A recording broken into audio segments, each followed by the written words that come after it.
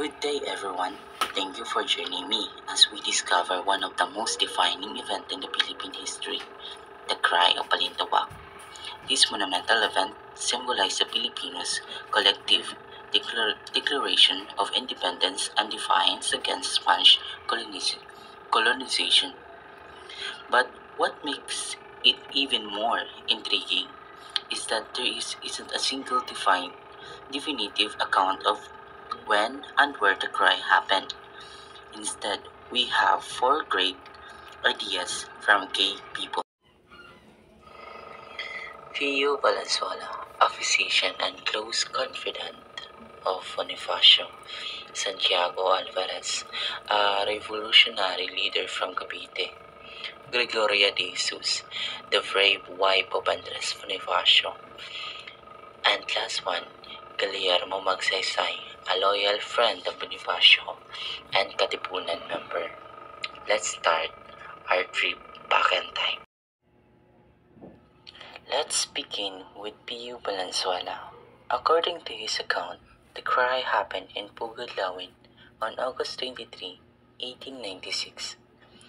In his version, Andres Bonifacio led the Katipuneros to gather at the house of Juan Ramos, the son of the Melchora Aquino, popularly known as Tandang Sora. Here Bonifacio gave an impassioned speech about the urgent need to fight for independence. As a significant of protest against the Spanish regime, Bonifacio and the Katipuneros ripped their cedulas or residence of certificate. For Valenzuela, this was not just symbolic but a loud and clear rejection of Spanish oppression. Santiago Alvarez was a revolutionary leader from Cavite and one of the most important figures in the Philippine Revolution. Alvarez reported that the cry occurred on August 24, 1896 at Bahay Tora and Quezon City. He said that Bonifacio collected the Katipuneros and gave a passionate speech calling them to prepare for the fight. Alvarez's testimony described determination and resolve inspired by Bonifacio.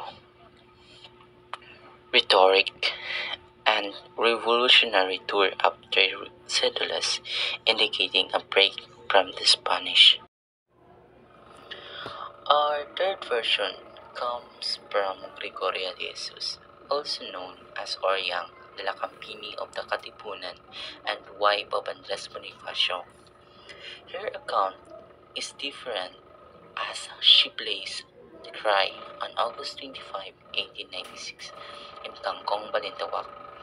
De Jesus pointed to the bravado of the revolutionary as well as the weight of the emotion of the scene. For her, the rips in the cedulas were the act laced with the pain and hope for freedom that the Katipuneros were willing to. Finally, let's look at Guillermo Masangkay version, a close friend of Bonifacio. Masangkay recounted that the cry took place on August 26, 1896 in Balintawak proper. He described the event as a peaceful gathering that quickly turned into a powerful moment of defiance. During cedulas, he said, was spontaneous and united the Katipuneros and their commitment to fight for independence. Masangkay emphasized the deep sense of camaraderie, nationalism that filled the air that day. How does it affect us as a Filipinos? Now that we explore the fourth version of the Cry of Balintawak, let's reflect on its impact on us as a Filipinos. First, a reminder of courage and sacrifice. The Cry of Balintawak reminds us of the bravery of our fathers, They stood against the powerful colonizer, armed only with their beliefs and unity. Today, as a modern Filipino, we inherit this spirit of bravery, urgent as a stand firm in the face of challenges, whether personal or society. Second, value of unity. The event also teaching us the importance of unity. The Katifuneros came from different walks of life but were bound by a common goal to achieve independence.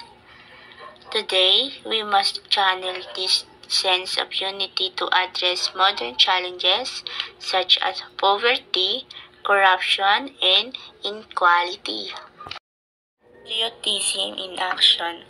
In any case, the cry of Balintawak speaks of a powerful form of patriotism.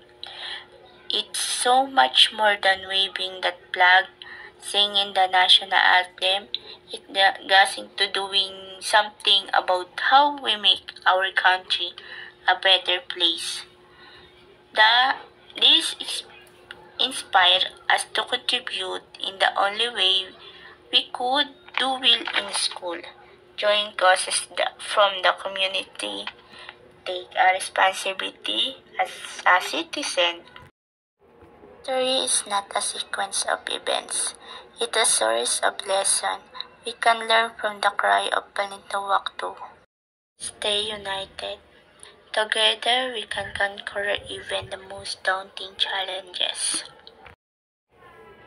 Fight for what is right.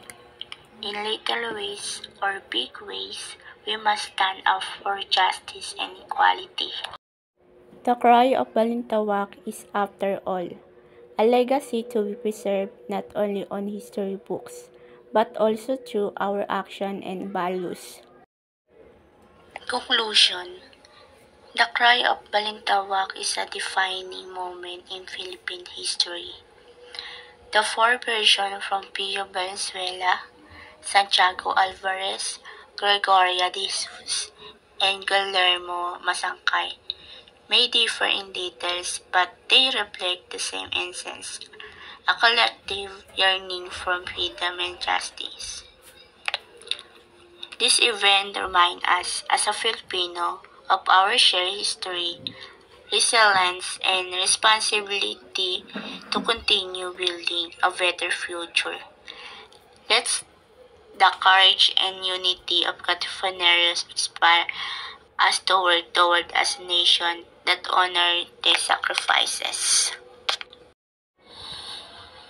I want to thank you for taking the time with me to explore this important chapter of our history. I hope we can continue serving to keep the cry of Balintawak spirit in our heart and actions.